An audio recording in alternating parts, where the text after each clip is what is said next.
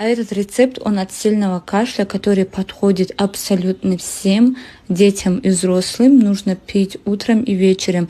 И через 3 дня у вас не будет никакого кашля. И сухой, и влажный.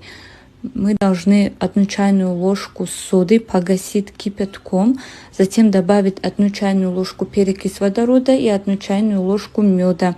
Залить до полного стакана теплой кипяченой водой, хорошенько перемешать и пить.